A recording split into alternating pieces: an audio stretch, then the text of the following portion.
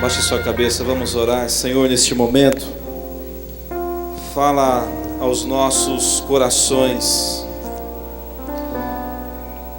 Fala realmente para que possamos ouvir a Tua voz. Traz ao nosso coração aquele consolo da Sua presença, de que não estamos sós em nossa luta, que o Senhor está em nossa casa, que o Senhor cuida do nosso filho, que o Senhor guarda o nosso casamento, que o Senhor dirige as nossas famílias. Sim, Senhor, fala ao nosso coração e fala comigo, fala com meu irmão, com a minha irmã, para que todos nós possamos sair daqui nessa noite cheios do Espírito de Deus, vindos da Tua palavra, a palavra que fortalece, que edifica, que abençoa. Em nome de Jesus oramos. Amém. Pode se assentar. É com muita alegria que nós nessa noite compartilhamos da palavra de Deus. Antes da mensagem, quero comunicar aos irmãos sobre o curso de panorama bíblico Homens na Verdade. O pastor Silas, algumas semanas atrás, lançou essa ideia, Homens na Verdade, curso de panorama bíblico para homens. Se você, homem, membro ou não dessa igreja, jovem, adulto, senhor, quiser se fortalecer na palavra, quiser ser encorajado na palavra e ter um estudo panorâmico do Antigo e do Novo Testamento, vem estar conosco. Sábado, das 10h30 às 12 horas, sábado dia 8 será o nosso primeiro encontro. Será algo abençoador, algo edificante para a sua vida. Você vai ter palestras, aulas com o pastor Silas, durante um período até terminar os estudos, dura aí alguns meses. Faz na sua agenda, se comprometa, se fortaleça no Senhor. Os estudos serão voltados para a liderança masculina, para a vida, os desafios e problemas do homem hoje aqui em nossa cidade, do homem, você que vive os dilemas, os desafios do nosso tempo. Muito bem, quando nós pensamos acerca desse mês de trabalhar uma temática familiar, hoje nós teremos a última mensagem sobre este assunto. A partir do mês que vem nós teremos uma outra série de mensagens e em breve entraremos numa nova campanha que terá o título A Jornada do Discípulo. Quero convidar você a abrir a sua Bíblia, mais uma vez em Gênesis, no capítulo 2. Nós vamos ler um trecho daquela, mais uma vez, a palavra que foi lida pelo pastor Renato. A palavra do Senhor ali em Gênesis.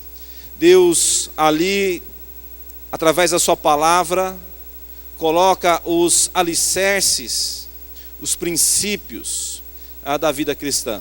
As crianças podem ir para o seu culto, né? Os pais podem levar. Então vamos lá. Palavra de Deus, livro de Gênesis, capítulo 2, verso 20, diz assim: o homem deu nomes a todos os rebanhos domésticos, as aves do céu e a todos os animais selvagens. Todavia, não se encontrou para o homem alguém que o auxiliasse e lhe correspondesse. Então o Senhor Deus fez o homem cair em profundo sono. Enquanto este dormia, tirou-lhe uma das costelas, fechando o lugar com carne. Com a costela que havia tirado do homem, o Senhor Deus fez uma mulher e a trouxe a ele. Disse então o homem: esta sim é osso dos meus ossos e carne da minha carne. Ela será chamada mulher, porque do homem foi tirado. Por essa razão, o homem deixará pai e mãe, se unirá à sua mulher, e eles se tornarão uma só carne e viverão felizes para sempre. Acréscimo nosso. Muito bem. Qual que é o tema da mensagem de hoje? Esperança para uma família em crise. Esperança para uma família em crise. Essa aqui é a primeira família, o protótipo, é aquele modelo de família no qual a Bíblia descreve e inicia sua história. Interessante que a Bíblia gasta alguns versículos escrevendo como tudo foi criado e alguns capítulos narrando a história dessa família. É interessante que a Bíblia não gasta tempo discutindo, por exemplo, o nome dos peixes, nem das aves do céu, nem a sua quantidade, nem a sua qualidade, nem suas cores, mas ela gasta muito tempo, vou abrir outro parênteses, nem dizendo muito tempo, de como era esse homem, se ele era alto, magro, gordo, forte, bonito, se a mulher era loira, se ela tingia o cabelo, se naquele tempo ela já fazia, as unhas ou coisa parecida, mas a Bíblia gasta muito tempo, alguns capítulos, narrando a história da família. Essa família, ela poderia sim viver muito felizes para sempre, porque ela tinha tudo para ser feliz. Veja bem, ela não tinha nenhuma concorrência, só tinha Adão e Eva. Então a Eva podia saber que quando Adão saía de manhã de casa para cuidar do jardim, não teria nenhuma mulher, nenhuma, Nem na televisão, nem no cinema, nem uma periguete tentando atacar o marido dela. E Adão, por sua vez, poderia deixar Eva tranquilamente passear pelas avenidas e calçadas do jardim do Éden, que nenhum engraçadinho mexeria com ela. Tudo para ser feliz. Veja bem, esse camarada, ele tinha tudo para ser feliz no seu casamento. Ele não tinha patrão, não tinha jornada de trabalho, ele não precisava acordar às 6 horas da manhã, não precisava fazer hora extra, não precisava ficar preocupado com o que o patrão achou do serviço dele, e outra, não precisava ficar esperando no dia 5 para receber, para no dia 6 já ficar pensando no próximo dia 5. Esse homem tinha tudo para ser feliz, e essa mulher também. Mulheres, não tinha futebol. Eva não dividia Adão com o futebol, com o Corinthians, com a pelada do sábado. Ele não chegava em casa mancando depois do jogo, e a mulher falava assim para ele: o que foi, Adão? Não foi nada, né? É normal, eu manco dessa perna mesmo quando eu jogo bola. Ela não tinha esse problema, nem de lavar a roupa suja do futebol. E veja bem, vocês homens, não tinha cartão de crédito, nem conta parcelada. Que casal tinha tudo para ser feliz. Uma família que tinha tudo para ser feliz, mas não foram. Viveram em crise. Quando nós casamos, e nós fazemos casamento, como ontem eu fiz o da Crisley e do Douglas, você olha o casal, desde a sua história de namoro, e você fala: esse casal tem tudo para ser feliz. Porque existe essa base, existe uma base financeira, a moça está apaixonada, o rapaz é apaixonado, ela é bonita, ele é bonito, eles se completam, são felizes, e nós imaginamos tem tudo para ser feliz. Mas nem sempre é assim. Nós vamos ver um casal em crise.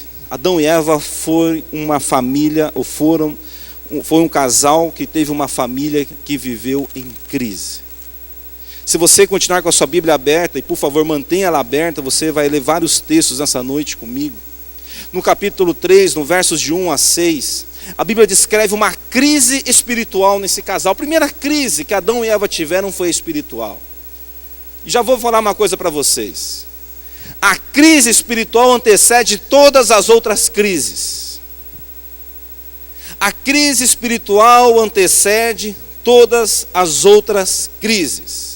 Diz o texto sagrado: ora, a serpente era o mais astuto de todos os animais selvagens que o Senhor Deus tinha feito, e ela perguntou à mulher: foi isso mesmo que Deus disse? Não coma de nenhum fruto das árvores do jardim? Não foi isso que Deus fez a pergunta para a mulher. Deus fez uma outra coisa à mulher: comerás de todos os frutos, mas daquele não. Olha a pergunta capciosa da serpente. Respondeu a mulher: olha, podemos comer do fruto da árvore do jardim, mas Deus disse: não comam do fruto da árvore que está no meio do jardim, nem toquem nele, do contrário vocês morrerão. Disse a serpente à mulher: certamente não morrerão. Não, isso não vai acontecer. Deus sabe que no dia em que dele comerem, seus olhos se abrirão, e vocês serão como Deus, conhecedores do bem e do mal. Quando a mulher viu que a árvore parecia agradável ao paladar, era atraente aos olhos, e além disso desejável para dela se obter discernimento, tomou do seu fruto, comeu e o deu ao seu marido, que comeu também. A Bíblia descreve que a primeira crise desse casal, dessa família, foi uma crise espiritual. É interessante, o que está sendo discutido aqui nesse diálogo entre a serpente e a mulher, não é o poder daquele fruto. A grande tensão desse discurso, dessa conversa, desse diálogo, é dizer o seguinte: que a palavra de Deus estava errada. Que aquilo que a palavra de Deus tinha sido dita a Eva, aquilo não tinha de fato toda a verdade, toda a veracidade, ou seja, ela era uma palavra falível, errada. E é interessante como que o centro da crise espiritual sempre começa com o questionamento acerca da palavra de Deus. Começamos a questionar a palavra de Deus. Começamos a não confiar na palavra de Deus. Começamos a discutir, a questionar se a palavra de Deus é de fato verdadeira. E é interessante que a Eva, ela não tinha dúvidas sobre a questão do fruto, mas ela começou a questionar se realmente ela morreria. Ela não questionava se ia ser discernimento, se ia saberia o bem ou o mal, mas ela questionava: será que eu vou morrer mesmo? Será que isso vai acontecer comigo? Uma família em crise sempre tem uma crise espiritual. Alguém, em algum momento, começa a pôr em dúvidas a palavra de Deus. Começa assim: olha, eu não sei, tem tantos divórcios no mundo. Eu sei que a Bíblia diz sobre o divórcio, mas ela foi escrita num contexto diferente do nosso. Moisés não morava em Tupã. Moisés não vivia na nossa cidade, e nem era casada com a minha mulher, nem tinha a minha vida, nem o meu patrão. Se ele tivesse, com certeza, eu acho que ele teria dito outra coisa acerca do divórcio. Ele começa a questionar o divórcio. Começa a dizer o seguinte: olha, a Bíblia tem certa razão. Faz mal o divórcio, mas ele é uma opção, e nessas horas é a melhor das opções. Um casal em crise põe a palavra de Deus em dúvidas e começa a questionar, por exemplo, a sexualidade. A Bíblia pede para você guardar os olhos, guardar o coração, se abster do pecado, e você começa: acho que isso não tem nada a ver. Eu vou ter inclusive ensinar meu filho um pouco sobre as malandragens da noite. A mulher começa a perder a ideia do pecado, da lascívia, o pecado da sensualidade, que a Bíblia condena, que a Bíblia ordena. Você então começa a experimentar uma crise espiritual. Interessante como é natural e normal ver que numa família em crise existe uma crise espiritual. Eu acredito que Eva, ela desconsiderou a seriedade, não do que Deus disse, nem do que a serpente falou, mas a seriedade da desobediência. A crise espiritual é tão comum. Basta você notar o aspecto da presença nos cultos, oração familiar, leitura bíblica, oração pessoal e particular, paixão pela igreja, pelo culto, pela adoração por Deus, e você vai encontrar ali um casal em crise, uma família em crise. Mas a crise deste casal não para por aí. Se você continuar a leitura no capítulo 3, nos versos de 11 a 13, diz assim: e Deus perguntou: quem lhe disse que você estava nu? Você comeu do fruto da árvore do qual ele proibi comer? Disse o homem: foi a mulher que você me deste por companheira, que me deu do fruto da árvore e eu comi. O Senhor Deus perguntou à mulher: que foi que você fez? Respondeu a mulher: foi a propaganda. Foi a mídia, foi a televisão, foi a serpente que enganou-me e eu inocentemente comi. Você perceber aqui nessa conversa agora, esse casal demonstra uma segunda crise, a crise do relacionamento. Quando você se une e forma uma família, Deus colocou Eva para ser a ajudadora, companheira, aquela que está ao lado de Adão para ajudá-lo. Quando Deus deu a Adão uma mulher, Ele deu uma pessoa para ele também cuidar, ser protetor, guardador. E alguém que protege não expõe outra pessoa. Mas nessa crise espiritual, tem uma segunda crise que é do relacionamento, onde esse casal começa a jogar a culpa um no outro. Esse casal começa a ter alguns problemas. Primeiro, esse casal, na crise do seu relacionamento, vive uma crise de omissão. Os problemas não são meus. De quem é a culpa aqui, Adão? Dela, não é meu. Ela. Eva, de quem que é o problema aqui? Não, não é meu também, é da serpente. Você já percebeu que nas famílias em crise de relacionamento, ninguém assume a crise do próprio relacionamento? Ah não, a culpa é dele. Pastor, a culpa é dele. Ele chega tarde, dorme, acorda tarde, ele não trabalha, tal. Ah não, pastor, a culpa é dela. Eu falei para ela, não vamos trocar de casa, mas ela insistiu, vamos trocar de casa. Então eu falei, então vamos trocar. Estamos com a dívida, estamos mal, estamos com a cabeça inchada, a culpa é dela. Como é raro um casal se colocar numa crise de relacionamento e assumir responsabilidades. Todos nós assumimos o papel omisso.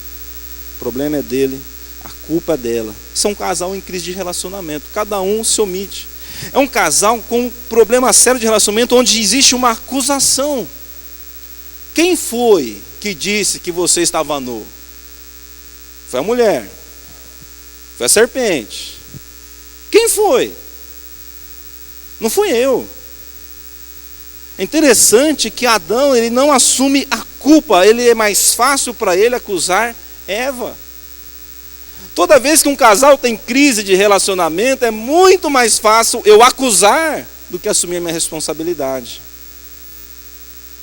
Eu começo acusando a pessoa, eu começo sendo omisso, não assumo a responsabilidade, depois eu acuso. Alguém tem que ser culpado desse problema todo. E por fim, uma crise de relacionamento gera também uma crise, um conflito entre aquele casal. Você já pensou que depois tem a consequência? Eva, você vai para fora do jardim, Adão, você também, pega a malinha, sai o casal, expulso da casa deles. O que Adão disse para Eva? Eu não te falei? E Eva olha para ele e fala assim, mas você ficou quieto, né? Você sabia que eu comi e você ficou quieto. E agora? Eles começam a ter uma crise, um conflito. Essa é uma família em crise. Uma crise espiritual, eles não consideraram, não levaram a seriedade a palavra de Deus. É uma crise de relacionamento. Eles não conseguem conversar, eles não conseguem assumir responsabilidades. Cada um se acusa, cada um se omite. É muito mais fácil eu acusar do que eu assumir responsabilidade. É muito mais fácil eu dizer que o outro está errado do que eu assumir de fato a responsabilidade. Em terceiro lugar, tem uma outra crise nessa casal, que é uma crise financeira. Diz o verso 23 do capítulo 3, por isso o Senhor Deus o mandou embora do jardim do Éden, para cultivar o solo do qual fora tirado. Pensa bem você, esse homem Adão, tinha uma vida estável, sustento garantido, provisão para a família e uma casa com um belíssimo jardim. Eu vejo as pessoas construindo casa e gosta, é lindo, não é bonito um jardim bacana na casa? Umas árvores coloridas, umas plantas bonitas, imagina o jardim da casa do Adão e da Eva. E ele não precisava se preocupar com o sustento. Deus disse, tudo isso aqui é seu. Ele não precisava se preocupar com a provisão. Olha, você vai poder comer do que você quiser.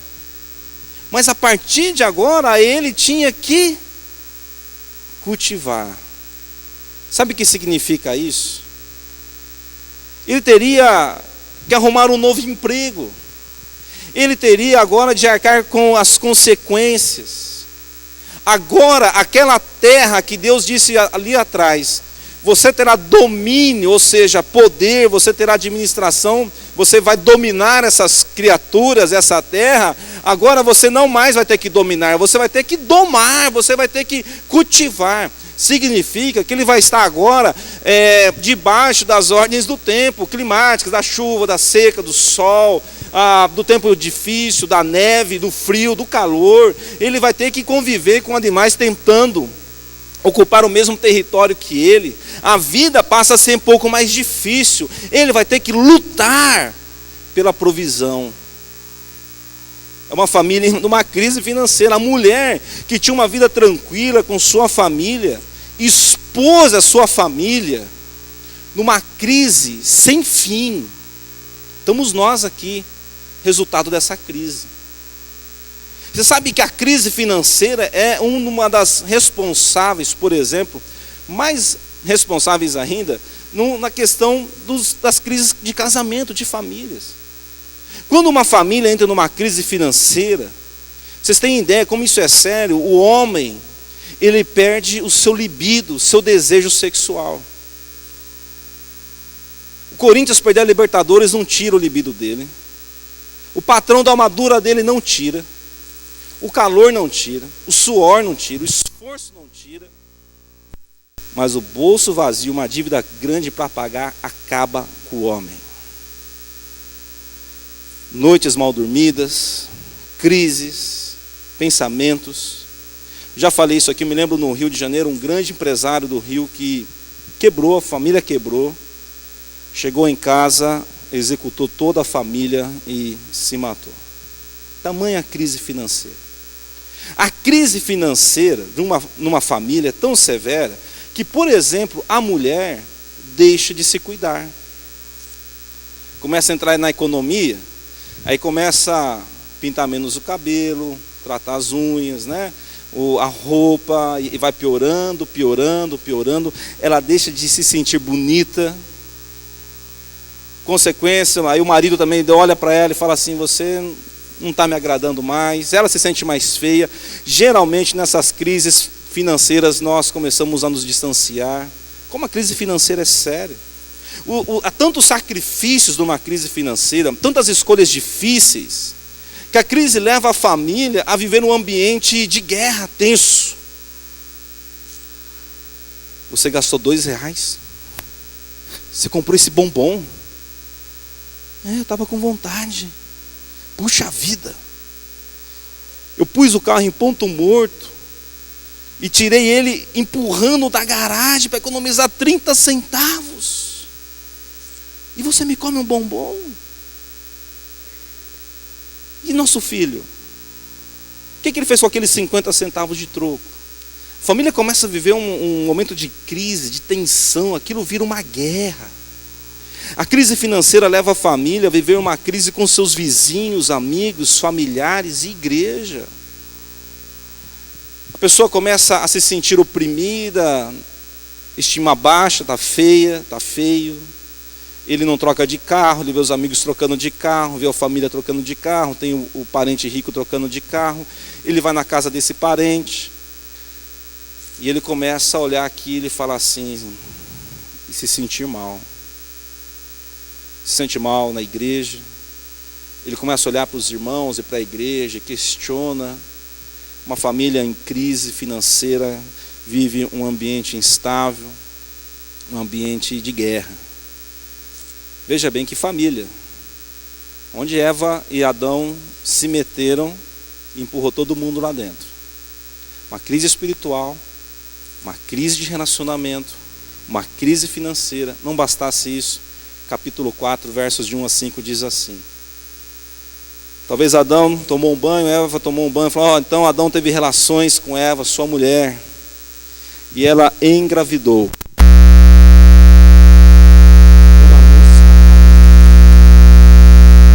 Disse ele: com auxílio do Senhor tive um filho homem. Voltou a dar à luz, e desta vez Abel, irmão dele. Abel tornou-se pastor de ovelhas e Caim agricultor. A história dele agora tem uma nova crise. Aquilo que era bênção, aquilo que era a dádiva do Senhor, aquilo que é a herança de Deus, começa a ter uma outra história. A leitura continua e diz assim: passado algum tempo, Caim trouxe do fruto da terra uma oferta ao Senhor. Abel, por sua vez, trouxe as partes gordas das primeiras crias do seu rebanho. O Senhor aceitou com agrado Abel e suas ofertas, mas não aceitou Caim e suas ofertas.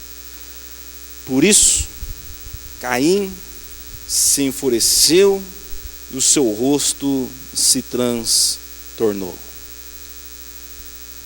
Você já percebeu a cara do Caim? Desfigurada de raiva e ódio do irmão. Esse casal tem uma crise espiritual, uma crise de relacionamento, uma crise financeira, e agora eles começam a ter uma crise com os próprios filhos. É interessante que, se você observar o texto, Caim tinha a profissão do seu pai, ele era um agricultor. Deus fala que Adão vai cultivar a terra. Fosse ele, então, o filho mais velho, herdeiro das coisas do pai, talvez ele fosse, inclusive, a alegria do seu pai. Talvez naquele momento as únicas coisas que traziam alegria àquela família eram os próprios filhos. Imagine que eles pensaram: puxa vida, Deus teve misericórdia de nós, olha que a bênção do Senhor que é nosso, são nossos filhos. Então os filhos começam a viver uma crise de relacionamento. Crise entre filhos é uma questão familiar, afeta famílias. Para vocês terem uma ideia, como crise entre filhos é tão grave, que existem nações, irmãs, que se odeiam. Não sei se você já ouviu na televisão sobre Israel e os palestinos. É uma crise de irmãos. De um lado Ismael, de outro lado Isaac. Aquilo não é uma crise de inimigos. Aquela guerra não começou numa fronteira entre conquistadores. Aquela guerra começou numa família. Começou no café da manhã. Ele tem mais do que eu. O pai fica mais com ele do que eu. A mãe gosta mais dele do que eu. O pai não sei por que gosta dele, não gosta de mim. Mãe, por que o pai gosta dele e não gosta de eu? Né? E começa uma crise. Essa crise dos filhos geralmente tem 3 aspectos importantes. A inveja é uma marca na crise com os filhos. Os filhos começam a se diferenciar, e um olha para o outro e fala assim: puxa vida, porque ele tem e eu não tenho. A inveja acontece naturalmente, isso é um resultado do pecado. Aí estão as divisões de nações, de reinos, de empresas, de famílias, de crises entre filhos. Irmãos que têm inveja um do outro. A crise com os filhos nasce do sentimento de rejeição. A ideia que nos passa é que Caim se sentiu rejeitado nesse momento. Então aquele irmão, ele é rejeitado. Ele acha que o pai ama mais aquele outro irmão e não gosta dele. Porque o pai passa mais tempo, conversa mais, se identifica mais. Esse pai, ele dá mais atenção. Quando liga e pergunta para o filho. Isso é um fato. Isso, já ouvi histórias assim, de pessoas falarem: olha, meu marido, ele tem tanto apreço por aquele filho, não por esse, que ele é capaz de ligar para o outro filho, que ele não gosta muito, e perguntar: como é que está seu irmão? E aquele irmão cresce com o sentimento de rejeição. Rejeição leva ao ódio, à vingança, ao fechamento, ao isolamento. Terceira coisa que é comum em crise com os filhos é uma disputa pessoal entre os filhos.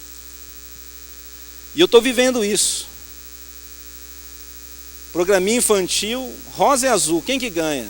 Rapaz, é uma briga. Eu quero rosa, eu quero azul e você, pai. Eu ganho, se ganhar, quem ganhar tá bom. O primeiro adversário de um filho não é o vizinho, é o irmão. O primeiro competidor, a primeira competição que seu filho vai ter que vencer, não é a corrida da escola de saco, nem o futebolzinho de salão, é se ele é melhor do que aquele irmão. E por isso que os filhos tentam nos agradar, fazer coisas para nós dizendo: pai, eu sou melhor do que o meu irmão, eu te amo mais, eu faço mais coisas por você. E ali começam a existir os primeiros sintomas de uma crise com filhos. Nessa igreja aqui, em virtude hoje da nossa internacionalização, culto na internet, ao vivo, gravado, então eu vou tomar cuidado, não vou citar os nomes. Um dia nos visitou um jovem, um rapaz. Eu fui lá conversar com ele. Puxa vida, que legal que você veio, que bom que você está aqui. Ele, legal, tal. Meu nome é fulano de tal, eu sou fulano de tal. Você é fulano de tal? Isso mesmo. Eu falei, nossa, o seu irmão é aquele cara famoso. O irmão dele é super famoso. Todos vocês conhecem. Ele travou. Meu irmão, fechou o tempo comigo e não conversou mais. Você já imaginou a bronca dele do irmão? Porque o irmão foi atleta olímpico, medalhista olímpico, foi um cara vencedor, e ele se sentiu, eu sou rejeitado, eu estou para trás. Talvez assim seja com a gente. Talvez aqui nessa noite existem famílias que o irmão sempre se destacou. O irmão é nota 10 da escola, o irmão é um menino bom, agradável, bonito, simpático, elegante. E o outro é você. É você. Teu pai chega em casa e pergunta: cadê seu irmão? Quando ele vai falar para as pessoas, fala: tem um filho, rapaz, ele é nota 10. E o outro? O outro está lá em casa. É assim que são as coisas. Assim nasce uma crise familiar. Então essa é uma família em crise. Crise espiritual, crise de relacionamento, crise financeira, crise com os filhos e uma crise gerada pela violência familiar. Crise gerada pela violência familiar. Disse, porém, Caim a seu irmão Abel: vamos para o campo. Quando estavam lá, Caim atacou o irmão Abel e o matou. Gênesis 4:8. Olha, a perda de um filho é com certeza a dor mais profunda que nós podemos sentir. Com certeza não existe nenhuma dor maior do que a perda de um filho. Perder um filho é como arrancar uma parte de nós, violentamente. É difícil até mesmo de superar. É difícil, é interessante. Na convivência pastoral, nós vamos a muitas casas com muitos filhos. E você pergunta para a mãe: quantos filhos a senhora teve? Ela diz: eu tive 15, 16, 10, 12. Mas eu não conheço todos. É que 3 eu perdi, ou 1. Isso já foram 40, 50 anos. Porque a crise e a perda é muito profunda. Essa é uma família que viveu a crise gerada pela violência familiar. Imagino aquelas centenas de famílias lá de Santa Maria, no meio da madrugada, os pais sendo acordados com um telefonema: olha, seu filho, vem aqui ver o corpo dele. Eu fico imaginando o pai que recebe uma ligação de um policial, de um hospital, de um vizinho, de um familiar, com a pior daquelas notícias: seu filho morreu. Adão e Eva receberam a pior de todas as notícias. Aquele casal que tinha tudo para ser feliz, num dia das suas vidas, no momento das suas vidas, ouve e recebe a mensagem: o seu filho morreu. Essa é uma família que não chora só o luto do seu filho. Pior de tudo é que esse luto, esse choro, essa dor foi causada na própria família. própria família, aquele lugar de convivência, de vivência, de alegria, de esperança, se tornou o pior lugar de vida. Uma crise gerada pela violência familiar. A violência familiar é tão grande, que 80% daquilo que nós entendemos, vamos experimentar com família, de violência, está criado na nossa própria casa. As crianças, os meninos, eles sempre sofrem mais violência física do que as meninas. Mas a violência moral, sexual, a violentação física é de 3 meninas para 1 menino. E 90% dos casos isso acontece com alguém da própria família. Boa parte das mulheres jamais apanharam na rua, mas apanharam em casa.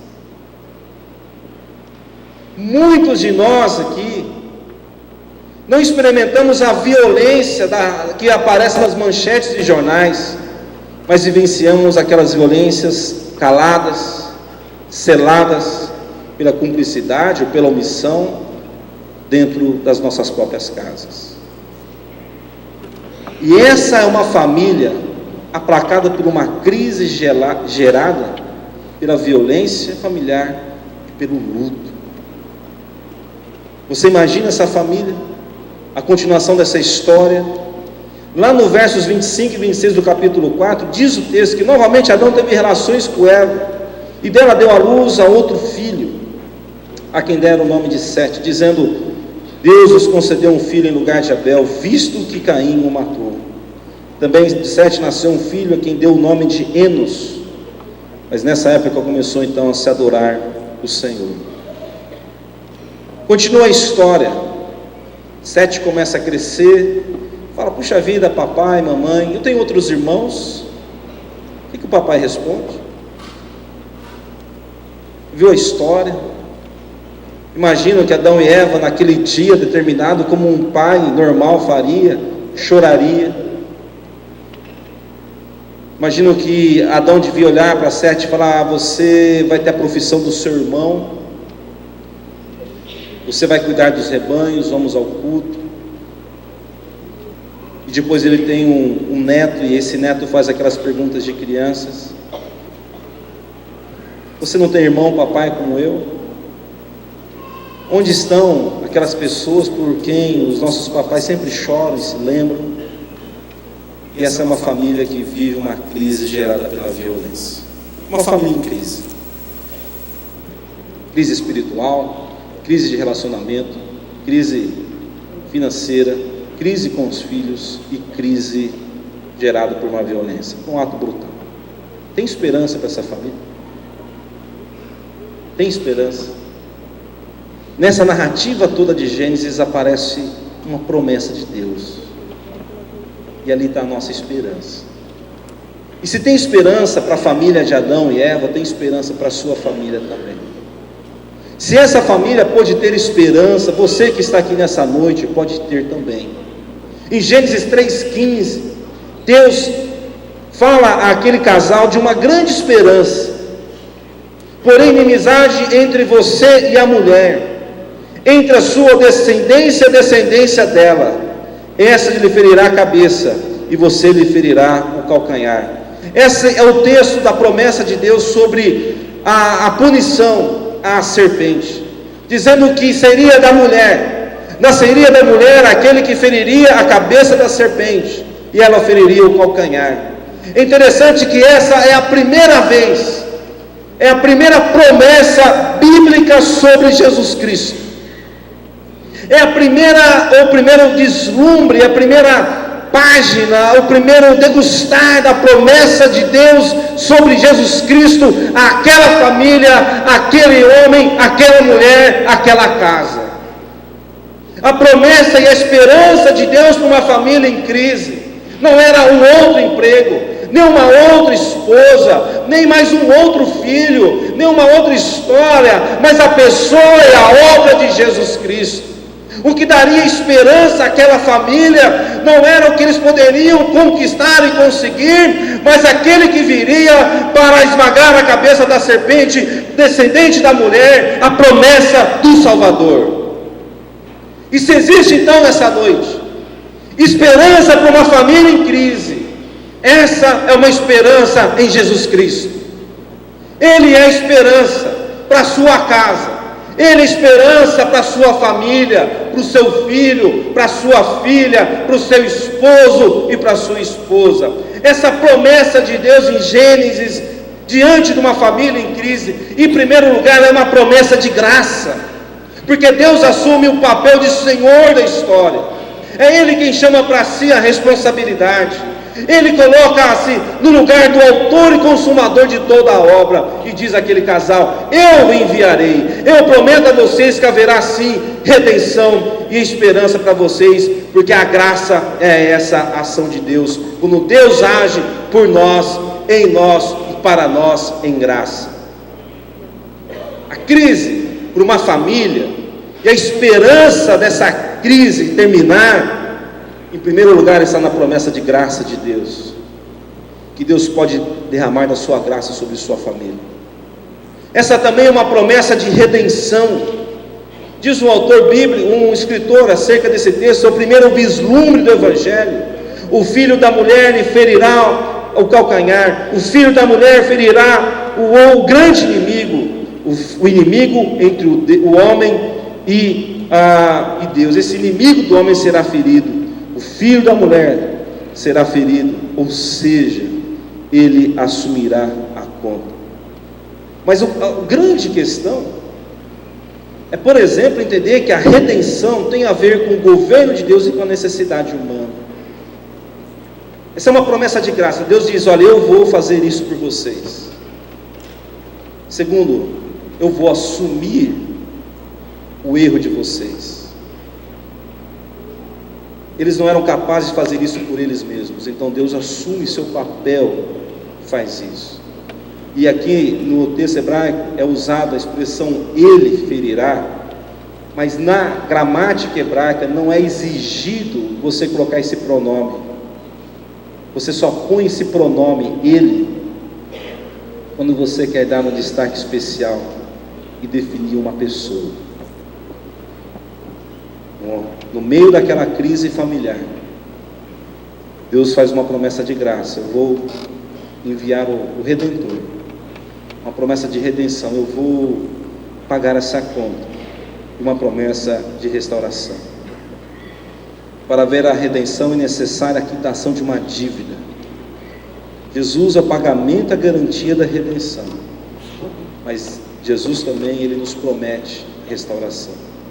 Jesus, por exemplo, sobre a redenção, Ele fala em Marcos 10:45, que eu não vim para ser servido, mas para servir e ser o pagamento das vidas, ou resgate de muito, vim resgatar muitas vidas, eu vim pagar vidas. Em terceiro, essa promessa é uma promessa de restauração. Haverá um novo tempo, uma promessa que tudo que foi destruído aqui seria restaurado. Esse novo filho, esse novo homem, essa nova pessoa, ele começaria uma nova história, um novo tempo. Meu querido, minha querida, meu irmão e minha irmã, existe uma esperança nessa noite para uma família em crise.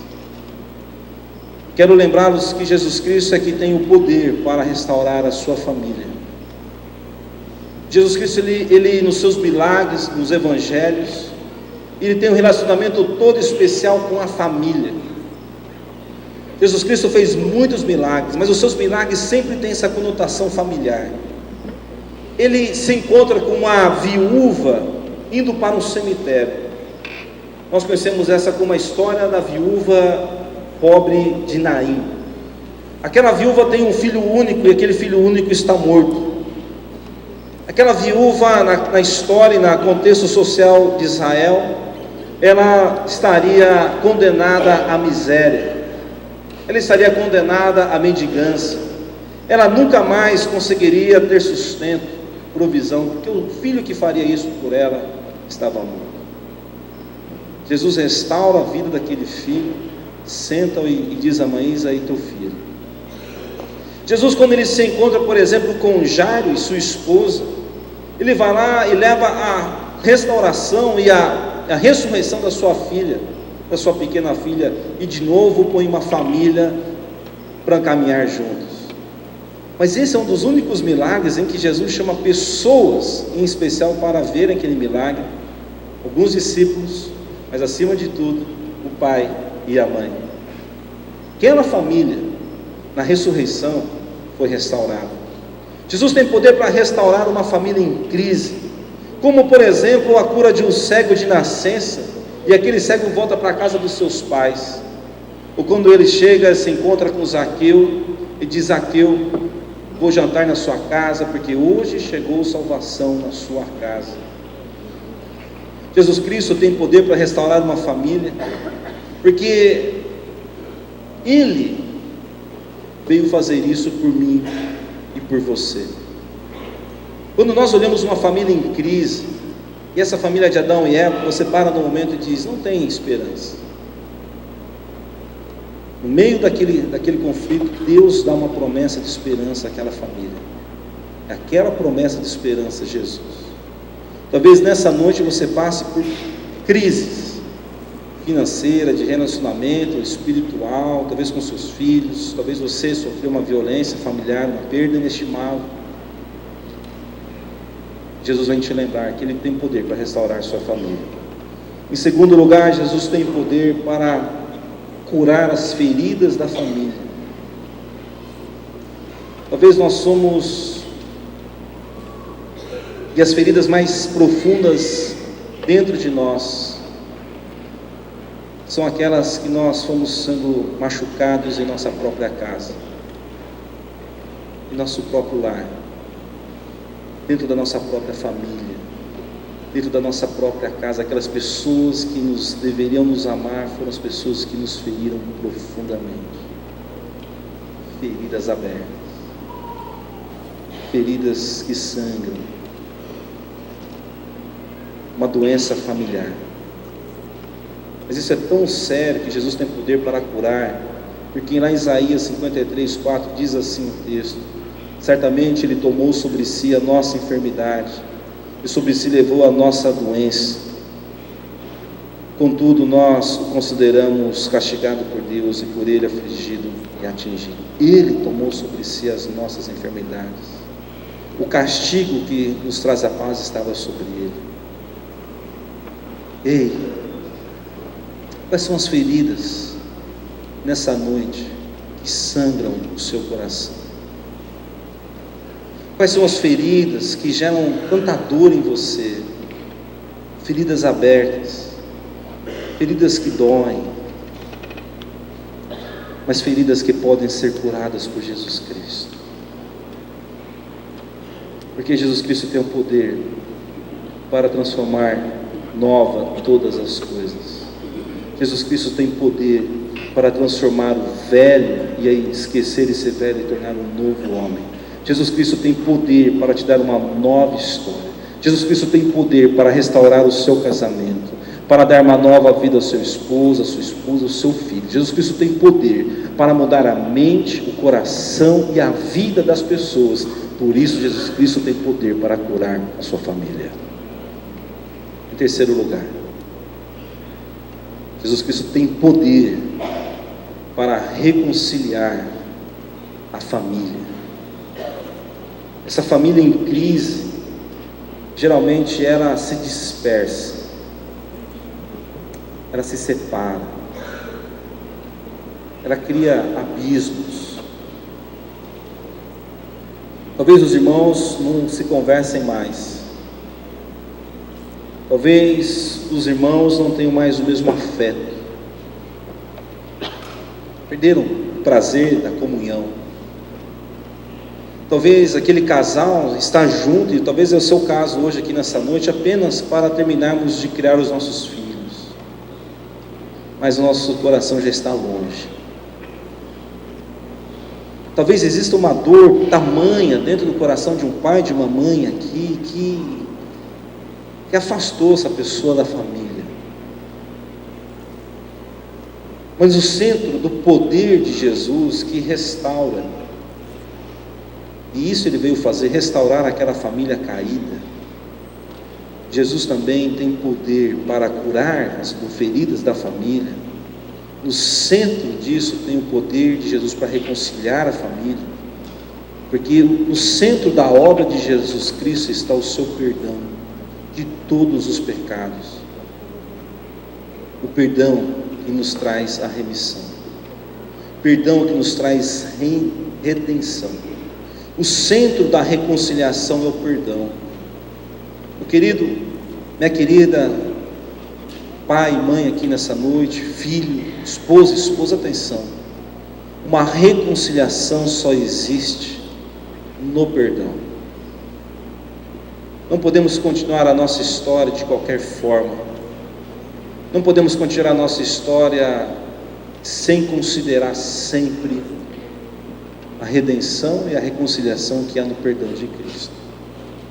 Não existe reconciliação sem perdão. E Jesus veio perdoar os pecados de todos nós e nos leva a perdoar o pecado daqueles que convivem conosco. Se nessa noite você quer ter uma esperança para a sua família, eu queria que você olhasse para Jesus. Porque o perdão é promessa de Deus para aquela família em crise, é promessa de Deus para a sua família em crise, é uma promessa de Deus para mim e para você. Se você conhecer Jesus hoje, nessa noite, se você olhasse para Ele, e se Ele estivesse aqui e você pudesse conversar com Ele, Ele diria para você, e se você fizesse aquela pergunta, o que eu faço? Ele diria, perdoa. Porque existe uma esperança para a crise do seu casamento, existe uma esperança para a crise da sua família. Olhem para mim, olhe o meu amor por vocês, olhe o meu amor por sua família, por seu filho, por seu esposo e por sua esposa, e eu tenho uma esperança para vocês. Eu quero convidar você nesse momento a baixar a sua cabeça e fazer uma reflexão profunda e séria sobre a sua vida pessoal, sobre você nessa noite, sobre as suas crises, sobre as suas dores.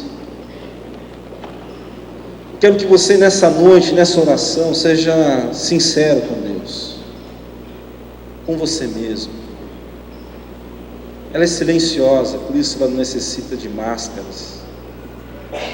Você não precisa caprichar nas palavras, mas apenas dizer uma coisa a Deus e a você mesmo. Quem quer esperança para a sua família hoje? Porque existe uma esperança. Essa esperança é Jesus. Existe uma esperança para um casal em crise aqui nessa noite. Existe esperança para irmãos aqui nessa noite. Existe esperança para uma família aqui nessa noite. Porque se você, meu irmão e minha irmã, desistiu da sua família,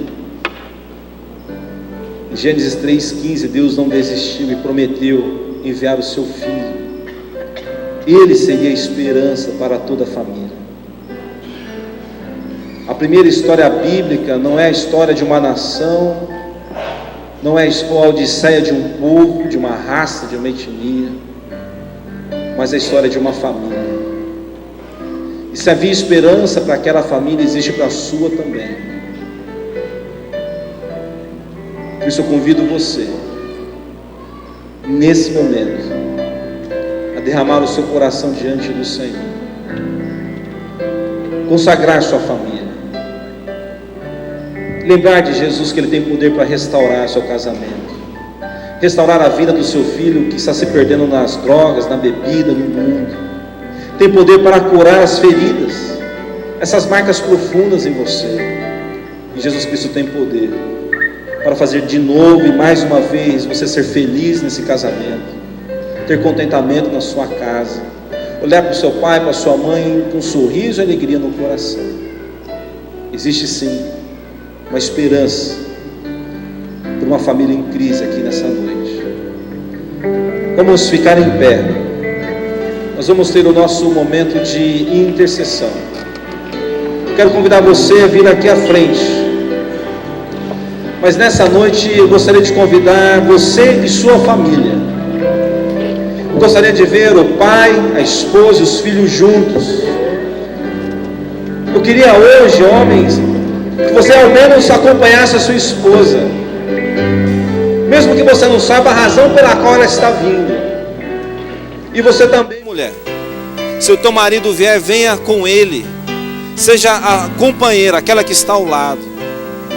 Eu quero convidar os pastores, os líderes de célula, também com suas famílias, a estarem aqui à frente. Nós vamos ter esse tempo de oração, porque nós temos sim, nessa igreja, através da Bíblia e da promessa de Deus, uma esperança para todas as famílias. Para todas as famílias. Talvez você esteja num momento muito bom no seu casamento, com seus filhos, mas o seu vizinho não, os seus familiares não, e eles não estão aqui nessa noite. Então você assuma esse papel e ore por eles. Ore por aqueles que não oram hoje. Ore por aqueles que estão longe de Deus hoje. E é o que eu convido você a fazer neste momento.